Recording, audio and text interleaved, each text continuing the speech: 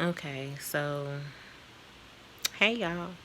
Okay, so today I just wanted to talk about God being your husband. And a lot of times, I hear a lot of people say God can't be your boyfriend, He can't be your husband. He might not, he probably cannot be no boyfriend, but He can be your husband. And I tell you how, because in Isaiah 54, I'm going to go from, let's see, verse 4. Do not be afraid. You will not be put to shame. Do not fear disgrace. You will not be humiliated. Humiliated. You know what I'm trying to say. That word. Humiliated. Whatever.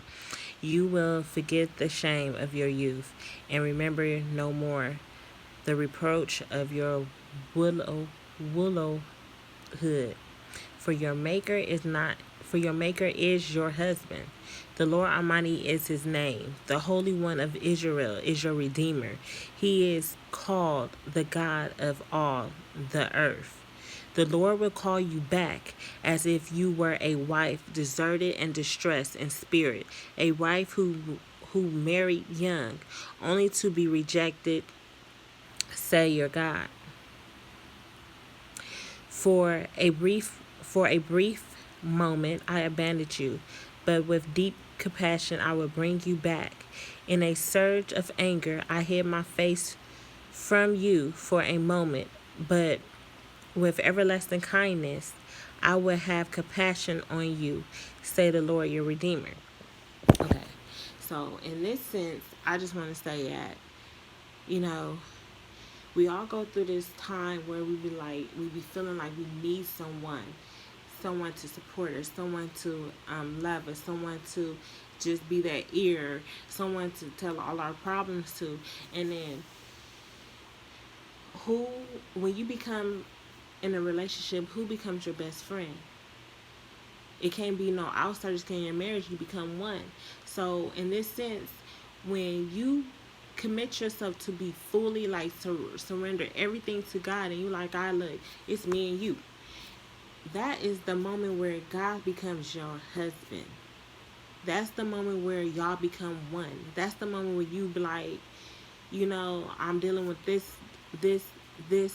If it's lust, if it's forgiveness, if it's strife, if it's envy, if it's jealousy, whatever you dealing with, you lay it down at his feet. You tell him all about it. You tell him like, hey Lord, look, this is what I'm going through.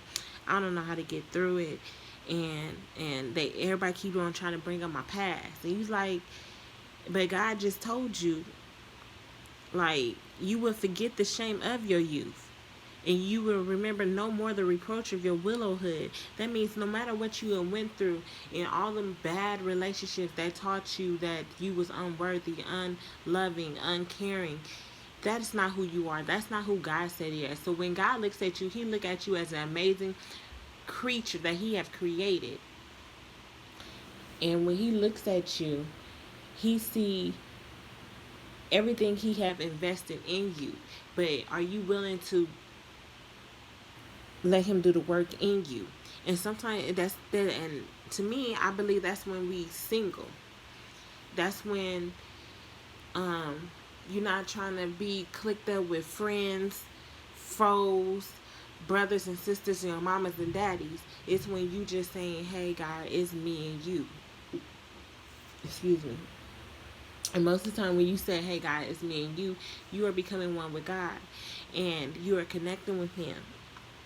And then another thing I wanted to bring up is like in verse 7, it said, for a brief moment I abandoned you, but with deep compassion I will bring you back. Now, in that sense, you got to think about it. Why would God abandon you? I mean, are you doing the same sin over and over, and he ain't gave you grace for a certain amount of time, and now you into mercy, and he's like, okay, I'm showing you how to get out of this before you get in there too deep, because, hey, my mercy is, hey, you on your thin line. So sometimes it's the disobedience that God's like, I'm right here. I ain't never left you, but yet you keep leaving me. So after a while, he would sit back and see, okay, you want to do it on your own? I'll let you go. And so I forgot my train of thought. Oh my God. Okay, but anyways, I'm gonna move on for that. And the next part that got me back is verse 8. It's when he said, "But in a surge of anger, I hid my face from you for a moment." Now, in this sense, it's the Lord who is saying this to us or whatever. But I take it that many times we have turned our back on God. And I know, like, earlier this year, I was going through so much, and I'm like, God, I'm seeking you. I'm doing everything you asked me to do. But yet, was I really?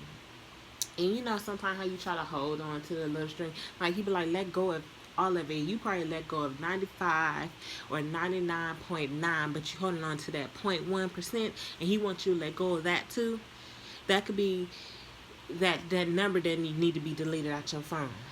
Or it could be that person that God constantly telling you don't need to hang with while you at work. You don't need to listen to their conversation. You don't need to hear nothing. You need to isolate yourself from them people. And if you get you disobedient, you being disobedient, and you turning your back to him, you walking away. And so God, like I said, he give you a certain amount of grace. He give you a certain amount of mercy before he let go and let you do it your way. And that what he had showed me this all this year. Well, 2018, basically, I'm coming towards the end of 2018, and to the point where, you know how your eyes is like so open, you so awake, and you just like, because I told God, I said, I want to show me, I want you to show me, I want you to show me what you have delivered me from, I want you to show me where you're taking me. Now, you know God ain't gonna show you everything and where he taking you, but he will give you a glimpse of it. And I ain't gonna lie, I ran with some of it, and then he had to tell me slow my roll. Like I am the only one that be jumping the gun. Whoop, whoop. God told me to do this, and you start doing it, and he's like, hold on, yeah, you doing what I'm telling you to do, but you ain't listening right now. You missing certain parts that I want you to do. You can't fully do this because you need this other person, but yet that divine connection ain't gonna come until you let go of that 0.1%. Now you get it? Okay. So then he said, so God will hide his face from you for a moment too. Like you hard hit a little, you know how your parents do you sometimes when you want to just got on their very last nerves and they just like, no, go to your room. I don't want to see your face. Like right now, I'm so mad at you. So that's what it was. So it says, but with everlasting kindness, I will have compassion on you. So even though we do all this stuff and God's probably up there sometime like, even though he knows it, he's just like, Lord, why? Like the people who was in Israel, or I'm saying around the Israelites or whatever, when Moses went up and they got so impatient. God hates that we impatient. He had to be patient with us to just get us back into his love and grace. You get it? To just get back on the right track. So how you can't be patient when you went the left in the first place when you supposed to went right, and then as you get yourself back on the right track, you rushing God to do what you need to be done, that you should have already been, you too far behind. But God will, when it's your time and your season, he will excel you. He would slingshot you until you so amazed. You like, hold on, wait, God, you told me this. I didn't know I was gonna get this, this, and this, and this, and this, and this. So, and you can't always look to God for this and this and this and this. Because while you getting that glory, while you was down there struggling and doing all that stuff in the wilderness, God was building you to able to go from glory to glory, because even as you go to glory, you're going to have an opposition. But are you going to stay down and go and face all them opposition? No. You're going to face them, but you ain't going to like stop. You're going to keep persevering. I hope I said that word wrong. It sound wrong. But you gonna keep going.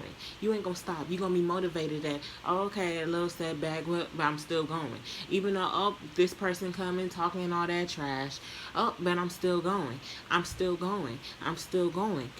Are you still going, or are you stopped right now? And then I even had to ask myself that. But then I looked, I'm like, hold on, wait, I'm still going.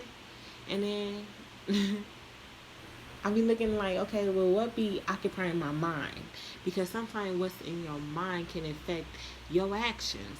And your actions need to be doing God's will. And if your actions is not doing God's will, then you need to check your mind. So where's your mindset? Are you focusing on what you need to do?